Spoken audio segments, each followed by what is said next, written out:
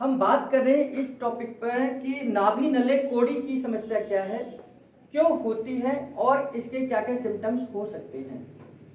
नाभि नले और कोड़ी, ये जो तीन वर्ड है, मेडिकल साइंस इस पर बिलीव नहीं करती ना इस पर, क्योंकि ये डायग्नोज में नहीं आते। मेडिकल साइंस का एक सीधा सीधा सिंपल सा तरीका है कि जो चीज दिख सकती है, जिस चीज को हम महसूस कर सकते हैं, जो चीज उनकी रिपोर्ट में आ सकती है, उस पर ही वो काम करते हैं। ये मेडिकल साइंस के कुछ लिमिटेशंस हैं। मेडिकल साइंस उस घोड़े की तरह काम करता है, जैसे जिस आपने देखा होगा कि बारात में एक घोड़ा है जिस पर दूल्हा बैठता है और उसके आगे इस तरीके से बांध दिया जाता है।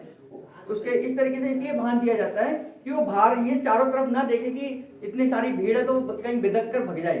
तो उसको जब इतना बांध देते हैं तो उसको केवल आगे का ही दिखता है। अब जब केवल आगे का ही दिखता है तो उसे आगे ही आगे चलना है। ठीक है, ये उसकी लिमिटेशन है उस घोड़े की। ये अच्छी बात है, अगर ना करें तो वो बिदक जाएगा, भग जाएगा छोड़ के, है ना, वो गिरा देगा दूल्हे को। तो ये लिमिटेशंस का क्या साइड इफेक्ट है, ये तो मैंने बताया अच्छा है, लेकिन साइड इफेक्ट क्या है कि इस घोड़े को केवल आगे का ही दिखता है, इसे लगता है कि सामने ही रास्ता है, इधर कोई रास्ता नहीं है। तो ऐसे ही मेडिकल साइंस के साथ है कि उसके साथ एक दायरा बंधा हुआ है कि उसे केवल उन्हीं रिपोर्ट्स पर ही काम करना है जो उसके रिपोर्ट सामने आती हैं। अब एक फॉर एग्जांपल मैं आपको देता हूं कि बहुत सारे ऐसे पेशेंट मेरे पास आते हैं जो कहते हैं कि उनको बुखार है और बहुत लंबे समय से बुखार है, लेकिन उन्हें दुनिया भर के टेस्ट करा लिए, हजारों रुपए के टेस्ट करा लिए, लेकिन उस बुखार का कारण समझ नहीं आया। बहुत कारण नहीं समझ आया, तो इसका मतलब जब वो डॉक्टर के पास जाते हैं तो फिर लास्ट वो कह देते हैं ये आपका वहम है। यानी कि अब उसमें क्या है कि क्योंकि उनके यहाँ पर कोई डायग्नोज नहीं आया किस वजह से है, तो वो क्या कहेंगे कि ये वहम है या आप रेस्ट करो अपने आप ठीक हो जाएगा। ऐसे ही सेम कंडीशन नाभि और नले के साथ में होती है। नाभि सब लोग, दुनिया के सारे लोग जानते हैं कि नाभि नाम की कोई चीज है। ये जो छोटा सा गोला है यही हमारे जीवन का आधार है, यही हमारे जीवन का आधार है।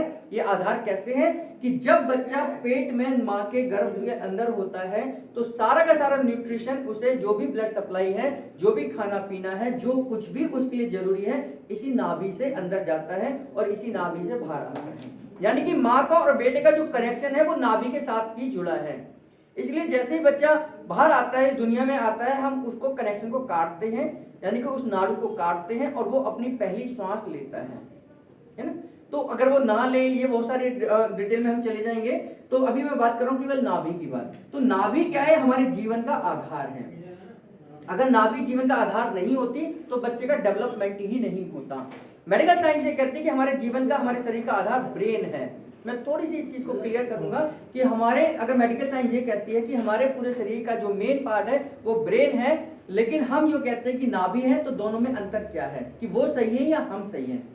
तो मेडिकल साइंस दूसरे सेंटेंस में ये भी कहती है कि 1 साल तक के ब्रेन के बच्चे का विकास थायराइड ग्लैंड करती है। यानी कि एक साल तक के बच्चे के ब्रेन का विकास थायराइड ग्लैंड करती है।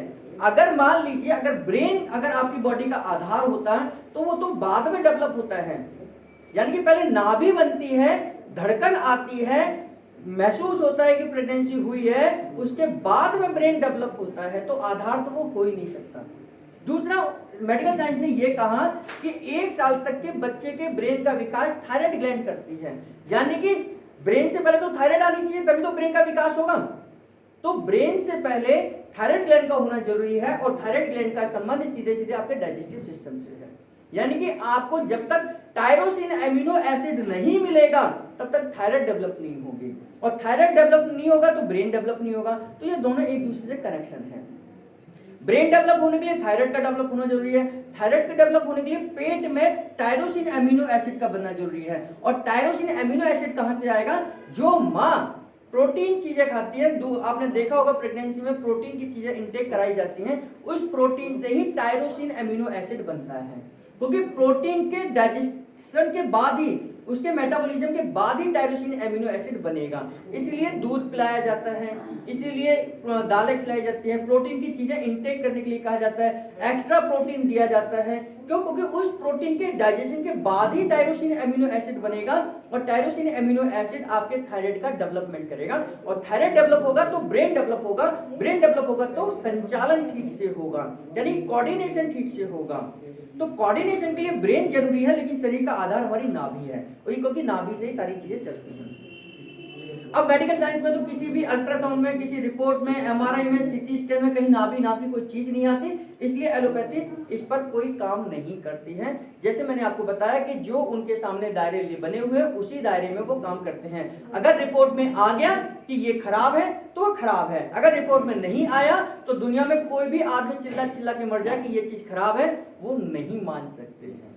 ठीक है, अगर इतना ही डेवलपमेंट होता तो मेडिकल साइंस को कि 200-250 साल पुरानी है, और जबकि हमारा शरीर कई सालों पुराना है, कई सालों मतलब हजारों साल पुराना है, तो यानी कि हमारे मेडिकल साइंस को अभी और डेवलपमेंट होने की जरूरत है। धीरे धीरे अब बहुत सारे डॉक्टर्स योग को बिलीव करते हैं, क्योंकि अब वो जानते हैं कि हमें ऑक्सीजन लेवल बढ़ाना है तो केवल हम वेंटिलेटर पर जाके नहीं बढ़ा सकते, हम योग करेंगे तो भी ऑक्सीजन लेवल बढ़ सकता है। ठीक, तो उससे धीरे धीरे बदलाव आ रहा है। तो हम बात करें नाभि, नले और कोड़ी की। नाभि अगर खिसकेगी, नाभि अगर खिसकेगी तो हमें बहुत सारी समस्याएं आ सकती हैं। नाभि बाएं खिसकेगी तो समस्याएं अलग आएंगी, नाभि दाएं खिसकेगी तो अलग समस्या आएंगी, नाभि नीचे खिसकेगी तो अलग समस्या आएंगी, नाभि ऊपर खिसकेगी तो अलग समस्या आएंगी। आप लोगों ने कुछ सुझाव दिए कि नाभि अगर खिसकेगी या नले, नले का मतलब है कि आपका ये एरिया जो हमारा ओवरीज का एरिया है, जो हमारा टेस्टिस का एरिया है, यहाँ स्वेलिंग आ जाती है, यहाँ दर्द होना शुरू हो जाता है, परमानेंट एक दर्द सा बना रहता है, ये नलों की समस्या है। कोड़ी यानी कि हमारे स्टर्नम बोन के नीचे यहां इस पार्ट पे जहां पैंक्रियास का पार्ट चेक करते हैं, पैंक्रियास से और थोड़ा सा ऊपर एक लिगामेंटम एक स्ट्रक्चर बना हुआ है जिसको हम कोड़ी का नाम देते हैं। यानी कि इस पैंक्रियास से ऊपर स्टर्नम बोन, और स्टर्नम बोन जहां खत्म होगी एक लिगामेंटम स्ट्रक्चर है जिसको हम दबा सकते हैं। हड्डी को दबा नहीं सकते, हड्डी दबेगी नहीं, लेकिन ये जो पार्ट है ये दबेगा, ये जो दबेगा यही कोड़ी का एक पार्ट है। जब आपने सुना होगा बचपन में कि बच्चों की कोड़ी गिर जाती है, दाई माँ उसे ठीक करती है, आसपास की जो बूढ़ी माताएं होती हैं उसे ठीक करती हैं, और बच्चे की अगर कोड़ी गिर जाए तो बच्चा रो रो के पूरे घर को सिर पर उठा लेगा। यानी कहीं तो कोई चीज है जो उसको परेशान कर रही है, कोई चीज तो है जो उसे परेशान कर रही है, और दाई माँ उसे सिंपल तरीके से एक झटका देती है और वो कोड़ी ठीक हो जाती है। तो कोड़ी की समस्या हो सकती है। नाभि की समस्या मैंने बताई, ऊपर नीचे दाएं बाएं खिसक सकती है। नलों की समस्या आपके लोअर एब्डोमेन में होती है, जहां पर हम राइट ओवरी लेफ्ट ओवरी का पार्ट यूज करते हैं, यानी कि ओवरीज और टेस्टिस का पार्ट हमारे यहाँ आता है। लेकिन इनसे कौन कौन सी समस्याएं आ सकती हैं, ये अगर जब गड़बड़ होंगी तीनों में से कुछ भी, तो ये सारी समस्याएं आ सकती हैं। एक बार मैं बताता हूँ, लूज मोशन हो सकते हैं। अगर नाभि खिसकेगी, किधर खिसकेगी ये हम आने वाली वीडियोस में देखेंगे। नाभि खिसकेगी तो आपको लूज मोशन हो सकते हैं।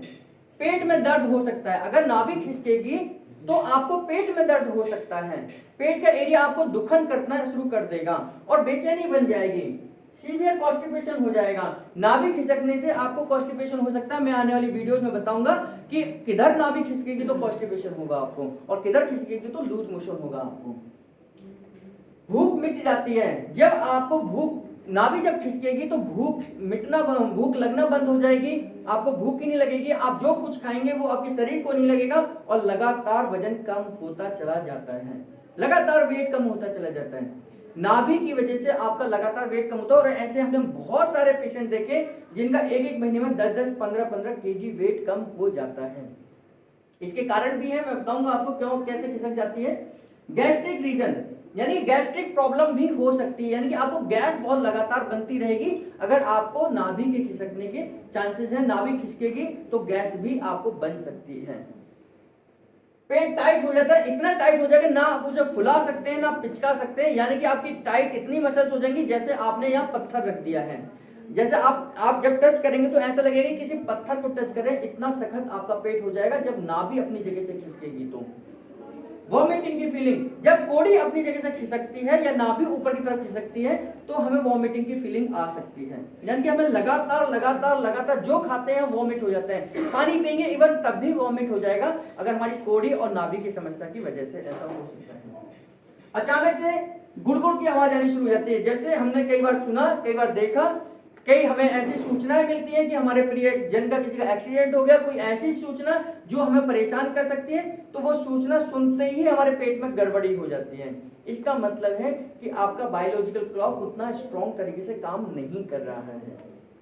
जैसे आपको जो वो गुड़गुड़ की आवाज आई वो एक्चुअली गैस्ट्रिक की वजह से आई कि जैसे आपने वो सूचना सुनी आपका गैस्ट्रिक जूस वहां से रिलीज हो गया कि पेट में जब नहीं होना चाहिए तो और वो रिलीज हो गया और उसकी वजह से फिर आपको एकदम एसिडिटी हो जाती है या आपको गुड़गुड़ की आवाज आनी शुरू हो जाती है। यानी कि आपका सिंपैथेटिक नर्वस सिस्टम और पैरासिम्पैथेटिक नर्वस सिस्टम का दोनों का कॉम्बिनेशन सही नहीं चल रहा है। सिंपैथेटिक नर्वस सिस्टम क्या है, पैरासिम्पैथेटिक नर्वस सिस्टम क्या है, ये आगे मैं आपको बताऊंगा। कमर दर्द भी हो सकता है। नाभि के लगातार खिसकने की वजह से नाभि की समस्या आपके कमर की समस्या में बदल सकती है, यानी कि आपको कमर दर्द भी हो सकता है, ये नाभि की वजह से हो सकता है। तो ऑल टोटल मिलाकर अगर मैं आपको बताऊं कि अगर आप पेट की किसी भी समस्या से पीड़ित हैं, A to Z किसी भी समस्या से पीड़ित हैं, अगर आप पेट की समस्या से किसी भी समस्या से पीड़ित हैं तो आपको एक बार नाभि नले कोड़ी जरूर चेक करा लेनी चाहिए। और एक अगर लंबे समय तक यह बनी रही समस्या, चाहे आपकी नाभि की समस्या हो, चाहे वो नलों की समस्या हो, चाहे वो कोड़ी की समस्या हो, और आपने दुनिया भर के इलाज करा लिए हैं, क्योंकि ये जो प्रॉब्लम है ये आपको किसी भी अल्ट्रासाउंड में, किसी भी सीटी स्कैन में, किसी भी MRI में, किसी भी टेस्ट में ये आने वाली नहीं है। तो ये समस्याओं का समाधान केवल वही व्यक्ति कर सकता है जिसके आगे ये दरवाजा ना लगा हुआ हो। जिसके आगे ये दरवाजा लगा हुआ है तो वो इस नाभि नले कोड़ी पर काम नहीं कर सकता है। तो इसके लिए हमें उसी व्यक्ति के पास जाना पड़ेगा जो चारों तरफ देख सकता है, वो इधर भी गर्दन घुमा सकता है, इधर भी घुमा सकता है, यानी कि नाभि नले कोड़ी को जानता हो। इसकी वजह से इतना ज्यादा आदमी परेशान हो सकता है और आजकल के युवा इतने ज्यादा परेशान हो सकते हैं कि वो डिप्रेशन में जा सकते हैं। यानी कि नाभि नले कोड़ी की वजह से डिप्रेशन तक की समस्या आ जाती है। ये मैंने बहुत सारे ऐसे पेशेंट को देखा है यहाँ पर कि उनकी पेट की समस्या दिमाग की समस्या बन जाती है, और जब वो ज्यादा खतरनाक कंडीशन होती है कि जो एक जगह की समस्या आपके दिमाग की समस्या बन जाए, क्योंकि जब आप मेंटली परेशान हो जाते हैं तो उसको ठीक करना बहुत मुश्किल है। आप नाभि नले कोड़ी को ठीक कर सकते हैं, लेकिन अगर वो दिमाग में बैठ जाए तो उसको ठीक करना नामुमकिन हो जाता है। तो इसलिए अगर आपकी समस्या शुरुआती है, आप किसी भी इस तरीके के दौर से गुजर रहे हैं, आपको पेट से रिलेटेड कोई भी समस्या है तो आपने एलोपैथी इलाज कराया, बहुत अच्छी बात है, आपने सारे टेस्ट कराए, बहुत अच्छी बात है, लेकिन आप एक बार उस व्यक्ति के पास जरूर जाइए जिसके आगे ये दरवाजे ना लगे हों, ताकि वो आपको सही डायग्नोज कर आपकी सही समस्या का समाधान कर सके।